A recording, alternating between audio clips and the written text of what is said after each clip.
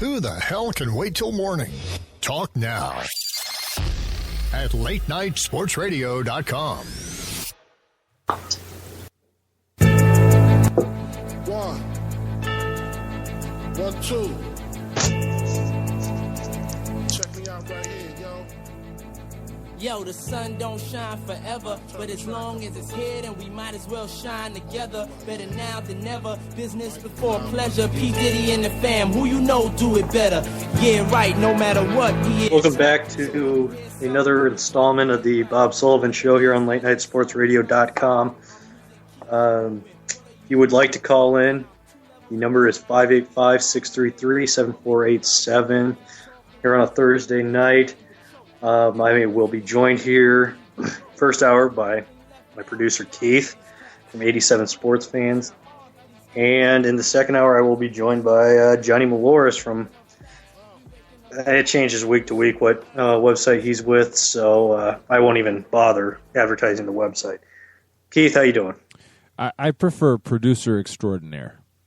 Producer extraordinaire. All right. Well, should we just start this over? No, that's fine. Last Thursday, I did not earn that title whatsoever, but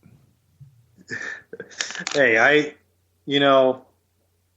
if there's anybody that can't criticize somebody else for being late or not being, punctuality, it's not me. I cannot point the finger, especially with our history where I was supposed to be on your show for an NFL draft preview and I overslept on a nap. It was a 10:00 show, just like this one is, and you overslept, which is just fantastic.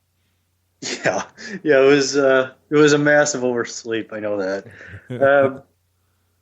But tonight we got a lovely Thursday night game, Bengals and Browns. What a crap show!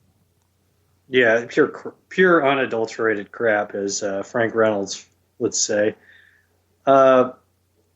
Looking at this Thursday night game, Dalton's not playing well.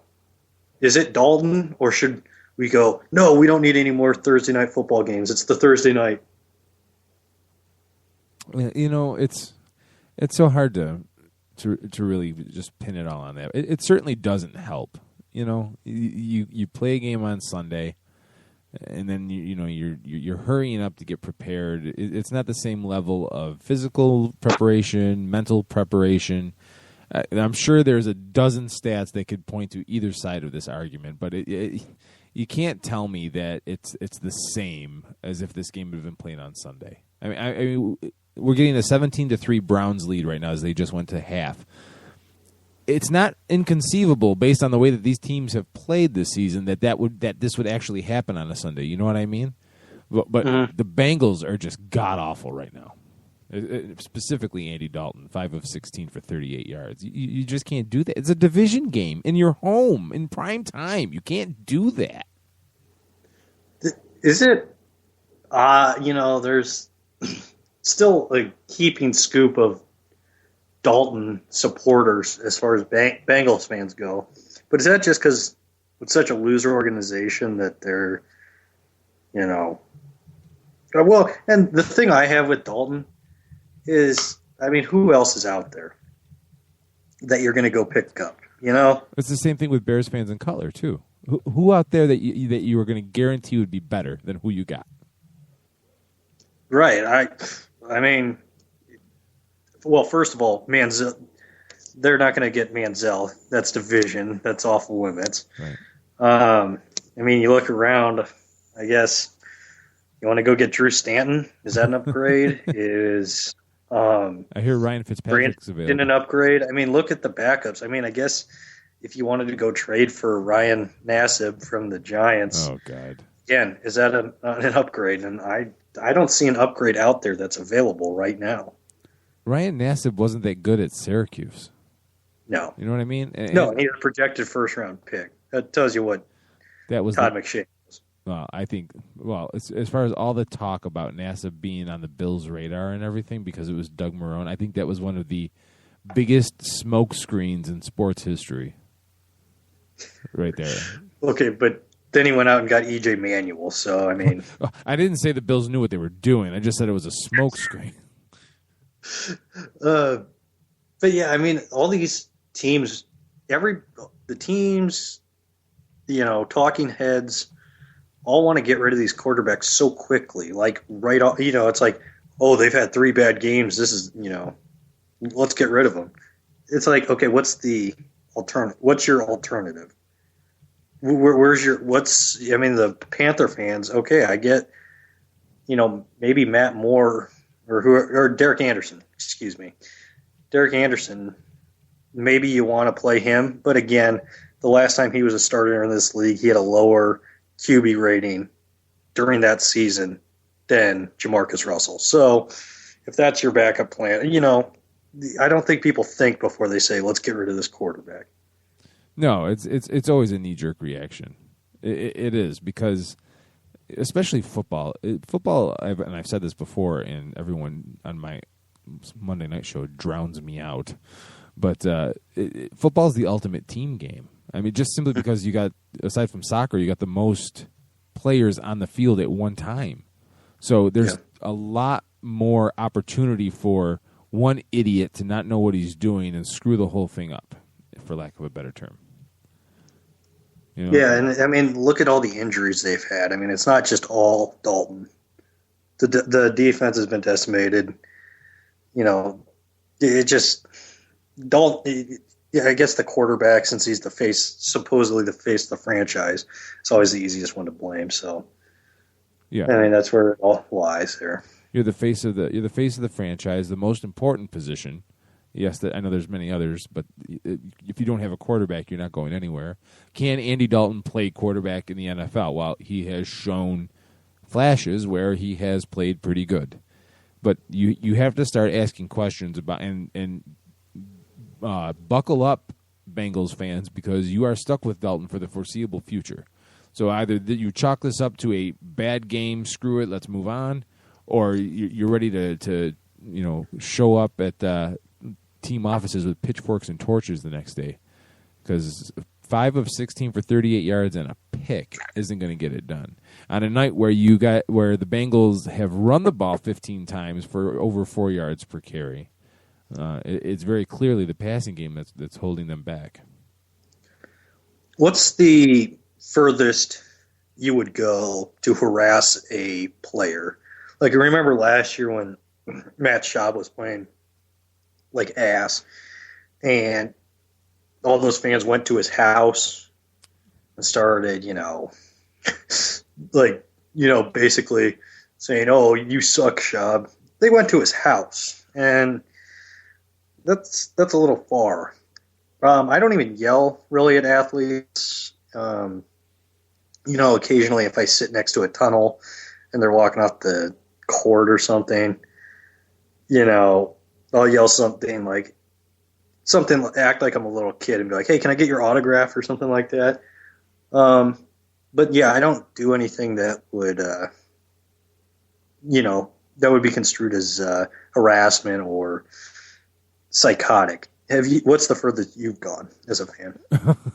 The furthest I've gone, Steve and I are notorious because we have a minor league baseball team here in Rochester, the Red Wings.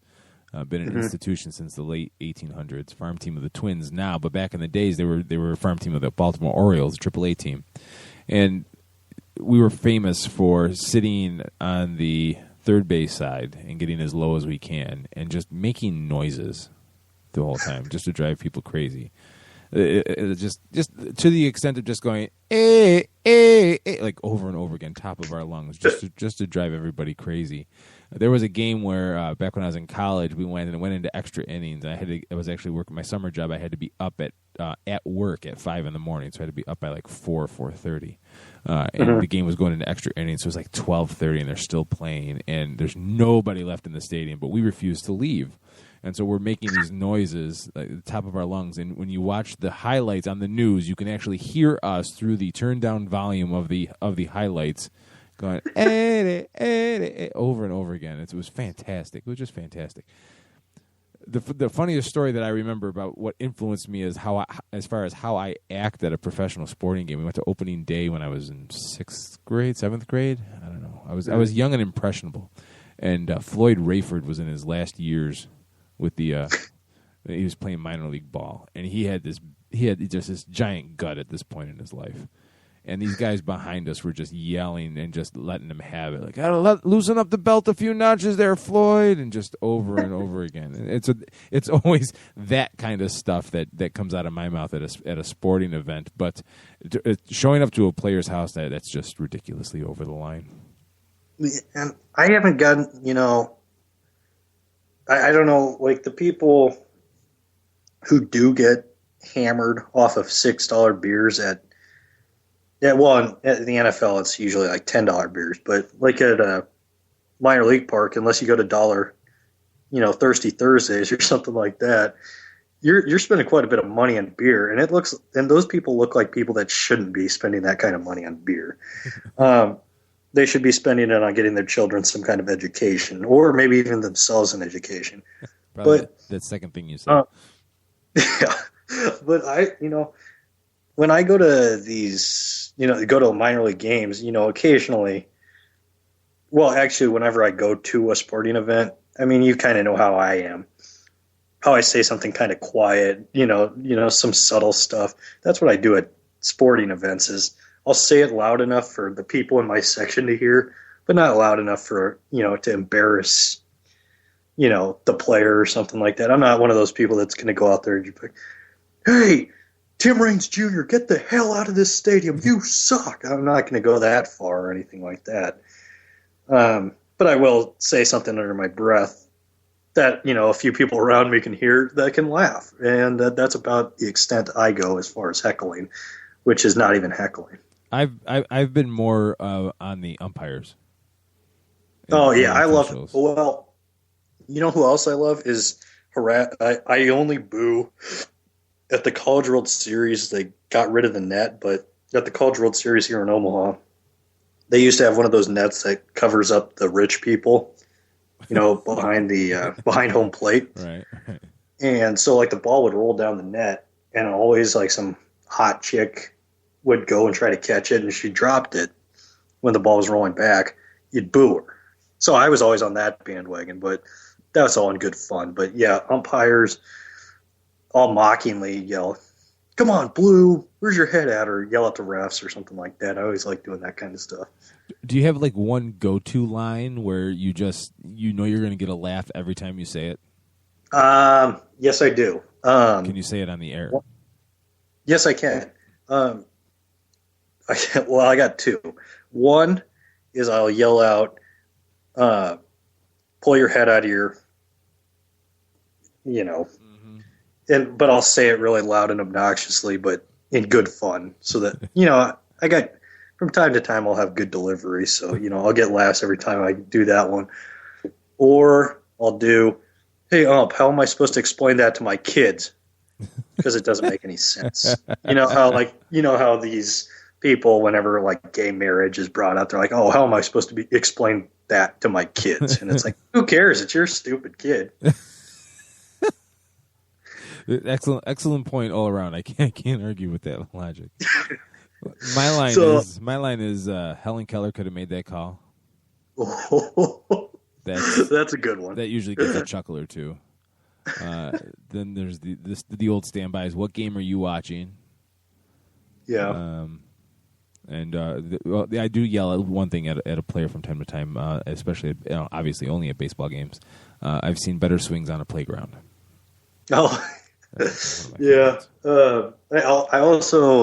I haven't gotten to yell it yet, but I'm sure the next time I have a few too many to drink at a baseball game, I will yell it. Hey, let me buy you a tractor so you can pull your head out of your. I see your comments always center around one concept: pulling one's head out of an orifice. Well, speaking of, before we get to our next topic, if you would like to call in and talk to me and Keith about anything, being a drunk degenerate at a baseball game, go ahead and call 585-633-7487. You are listening to the Bob Sullivan Show here on LateNightSportsRadio.com. Keith, did you see the whole Bill Simmons, Mike Golick beef that's going on? This is fantastic. It's fantastic